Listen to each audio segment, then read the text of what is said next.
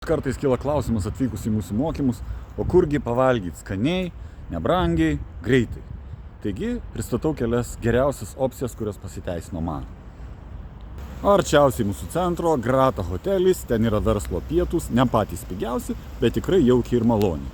Toliau, einant šią gatvę, tai yra ta pati Vytenio gatvė, perėjus sankryžą, štai toks nusileidimas ir čia yra tradicinė virtuvė. Jauku, šviesu, švaru, gražu ir labai skanus maistas. Pietūs kompleksiniai apie 7,50 €. Einame toliau šią gatvę, Vytenio gatvę toliau į viršų. Dar vis einu? Nelabai toli, bet dar vis einu. Ir tolumoje ima šviesti raudonas rutulys. Tai yra restoranas su Michelin žvaigždutėmis. Jame valgyti tikrai labai skanu, bet reikia rezervuoti iš anksto. Ir ten jau yra iš tokių prabangesnių vietų, bet pasukus gatvę į kairę, einame toliau ir čia yra kebabinė, pizzerija, sušinė. O po kairį pusė yra Donde, meksikietiškas restoranas, to įkišiminos į jį.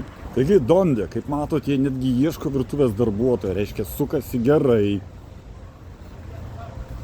Štai.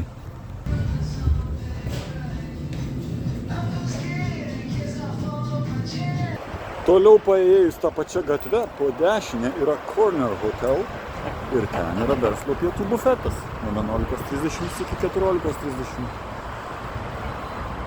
Ir išėjus į didžiąją Ševčenkos gatvę galima pasukti į kairę ir ant to kampo po dešiniai pusėje yra indų restoranas, to jaus prieisiu parodysiu iš arčiau.